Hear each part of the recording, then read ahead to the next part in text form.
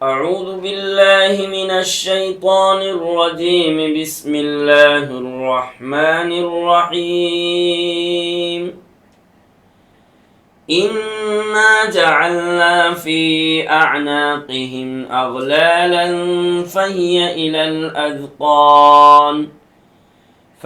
إلى الأذقان فهم مقمحون. وجعلنا من بين أيديهم سدا ومن خلفهم سدا فأغشيناهم فهم لا يبصرون. صدق اللہ العظیم. یقیناً ہم نے ان کی گردنوں میں طوق ڈال دیا ہے، پس وہ تھوڑیوں تک ہے کہ ان کے سر اوپر کو اٹھ رہے ہیں. ہم نے ان کے آگے پیچھے آڑ کر دی ہے، پس ہم نے ان کو ڈھانپ دیا سو وہ دیکھ نہیں سکتے. مشاہدین اور سامعین، السلام علیکم ورحمۃ اللہ وبرکاتہ. عمران ملک چینل میں آپ کا خیر مقدم ہے، ویلکم ہے. اللہ کے فضل و کرم سے عمران ملک چینل پر ہم ہفتے واری آن لائن سورہ یاسین کی تفسیر سن رہے ہیں. آج کی ہماری یہ 7ویں نشست ہے اور آج کی نشست میں ہم نے سورہ یاسین کی آیت نمبر 8 اور 9 کو تلاوت اور ترجمے کے ساتھ سنا ہے. آئیے مختصر میں ان دونوں آیتوں کی تفسیر بھی ہم سماعت کرتے ہیں، سنتے ہیں. یہ دو آیتیں جو تلاوت کی گئی ہے، ان دونوں آیتوں کی ہمارے علماء اور مفسرین نے کئی طرح سے تفسیر کی ہے، ان دونوں آیتوں کے معنی بیان کیے ہیں. آج کی اس نشست میں ہم دو طرح سے ان دونوں آیتوں کی تفسیر سنیں گے. پہلی تفسیر کہ یہ دونوں آیتیں دراصل کفار و مشرکین کے ایمان نہ لانے اور ان کے ہدایت قبول نہ کرنے کی تمثیل ہے، یعنی ان کے ایمان نہ لانے اور ان کے ہدایت قبول نہ کرنے کو اللہ پاک نے مثال سے سمجھایا ہے. چنانچہ پہلی آیت میں جو مثال بتلائی گئی ہے وہ اس طرح ہے کہ جب کسی انسان کے گلے میں طوق اور پھندہ پڑ جائے تو اس طوق اور پھندے کی وجہ سے اس کی گردن اوپر کو اٹھ جاتی ہے، اس کا سر اوپر کو اٹھ جاتا ہے اور وہ نیچے کی طرف نہیں دیکھ پاتا ہے. اور دوسری آیت کی مثال اس طرح ہے کہ جب کسی انسان کے دائیں بائیں ارد گرد آگے پیچھے آڑ ہو جاوے، دیوار ہو جاوے، تو اس آڑ اور دیوار کی وجہ سے وہ انسان اور وہ آدمی اپنے دائیں بائیں اور آگے پیچھے صحیح سے دیکھ نہیں پاتا ہے.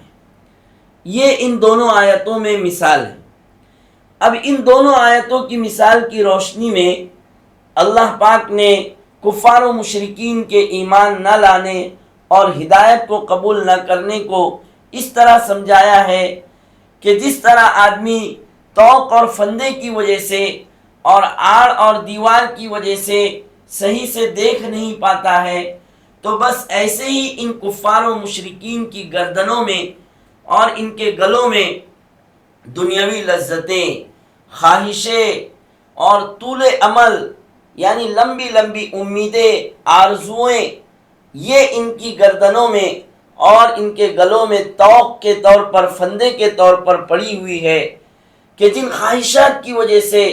اور جن لذتوں کی وجہ سے اور جن امیدوں اور تمناؤں کی وجہ سے یہ ایمان اور ہدایت قبول نہیں کر پاتے ہیں اور یہ چیزیں ان کے لیے قبول حق سے رکاوٹ بنی ہوئی ہے. یہ اس طرح مثال دے کر اللہ پاک نے ان کفار و مشرکین کے ایمان نہ قبول کرنے اور ہدایت نہ قبول کرنے کو سمجھایا ہے. ان مثالوں کی روشنی میں ہمارے اہل اللہ اور صوفیہ کرام کی بات کی بھی تائید ہوتی ہے کہ ہمارے اہل اللہ اور صوفیہ کرام فرماتے ہیں کہ دراصل دنیاوی لذتیں اور خواہشیں، طول عمل، لمبی لمبی امیدیں، تمنائیں اور آرزوئیں، یہ انسان کے لیے قبول حق سے مانع اور رکاوٹ بنتی ہے۔ اس لیے ایک سالک اور صاحب ایمان کو چاہیے کہ وہ دنیاوی لذتوں اور خواہشوں میں مبتلا نہ ہو، بلکہ اپنی آخرت کی فکر کرے، آخرت کی تیاری کرے، اپنی اخروی زندگی کو بہتر بنائے۔ یہ ہوئی ان دونوں آیتوں کی پہلی تفسیر۔ اب آئیے ان دونوں آیتوں کی دوسری تفسیر ہم اس طرح سنتے ہیں کہ در حقیقت یہ دونوں آیتیں انا جعلنا فی اعناقہم اور وجعلنا من بین ایدیہم سدا، ان دونوں آیتوں میں ایک واقعے کو اللہ پاک بتلانا چاہ رہے ہیں، ایک واقعے کی طرف اشارہ کرنا چاہ رہے ہیں جو واقعہ حقیقت میں پیش آیا تھا۔ وہ اس طرح کہ جیسا کہ ہم جانتے ہیں کہ ابو جہل جو آپ صلی اللہ علیہ وسلم کے دشمنوں میں بہت ہی بڑا اور خطرناک دشمن تھا، اور جسے آپ صلی اللہ علیہ وسلم نے فرمایا کہ ابو جہل میری امت کا فرعون ہے۔ چنانچہ ایک مرتبہ نبی پاک صلی اللہ علیہ وسلم خانہ کعبہ کے سامنے عبادت فرما رہے تھے، اللہ کو یاد کر رہے تھے۔ اسی دوران ابو جہل نے آپ صلی اللہ علیہ وسلم کو دیکھا اور آپ کو یہ دھمکی دیا، آپ کو اس طرح ڈرایا کہ آئندہ آپ خانہ کعبہ کے سامنے عبادت اور نماز نہیں پڑھیں گے۔ اگر آئندہ دوبارہ آپ نے خانہ کعبہ کے سامنے عبادت کی اور نماز پڑھی تو میں تمہارا سر پتھر سے کچل دوں گا، نعوذ باللہ من ذالک۔ لیکن نبی پاک صلی اللہ علیہ وسلم اس دشمن کی دھمکیوں سے نہیں ڈرے اور اللہ پاک پر کامل یقین رکھتے ہوئے آئندہ بھی آپ نے خانہ کعبہ کے سامنے اپنے رب کو یاد کیا اور عبادت میں مصروف رہے۔ لیکن ابو جہل نے جب آپ کو دوبارہ دیکھا تو پھر اس نے اپنے ہاتھ میں پتھر اٹھایا اور پتھر اٹھا کر اس نے آپ صلی اللہ علیہ وسلم کو مارنے کا ارادہ کیا۔ جیسے ہی اس نے پتھر سے مارنے کے لیے اپنا ہاتھ اٹھایا تو اسی وقت اس کا ہاتھ اس کی گردن سے چمٹ گیا اور اس کی گردن سے لگ گیا اور وہ اپنے ہاتھ کو اپنی گردن سے نہیں چھڑا سکا۔ ساتھ ہی اس کا ایک دوست تھا ابو جہل کا، اس نے کہا کہ لاؤ میں یہ پتھر نبی پاک کو ماروں گا۔ چنانچہ اس نے بھی جب پتھر ہاتھ میں لیا تو اللہ تعالیٰ نے اس کو اندھا کر دیا اور وہ کچھ نہیں دیکھ سکا اور نبی پاک صلی اللہ علیہ وسلم کو کوئی نقصان نہیں پہنچا سکا۔ تو اس طرح سے یہ واقعہ پیش آیا جس واقعے کی طرف ان دونوں آیتوں میں اللہ پاک نے اشارہ فرمایا ہے۔ آئیے ان دونوں آیتوں کی روشنی میں ایک فائدے کی بات ہم سنتے ہیں جو ہمارے کام کی بات ہے، فائدے کی بات ہے، کہ یہ دونوں آیتیں صاحب روح البیان جو ایک تفسیر ہے روح البیان، اس کو لکھنے والے صاحب روح البیان فرماتے ہیں کہ یہ دونوں آیتیں دشمنوں سے حفاظت اور دشمنوں سے بچنے کے لیے ایک بہت بڑا تعویذ ہے، ایک اچھا عمل ہے کہ اگر ایک صاحب ایمان اگر دشمنوں کے درمیان پھنس جائے اور وہ ان دونوں آیتوں کی تلاوت کرے اور تلاوت کرتا ہوا دشمنوں کے بیچ میں سے نکل جائے تو انشاءاللہ دشمن اس کو ہرگز نہیں دیکھ پائے گا اور وہ دشمنوں کے درمیان سے آسانی سے نکل جائے گا، جیسا کہ خود نبی پاک صلی اللہ علیہ وسلم نے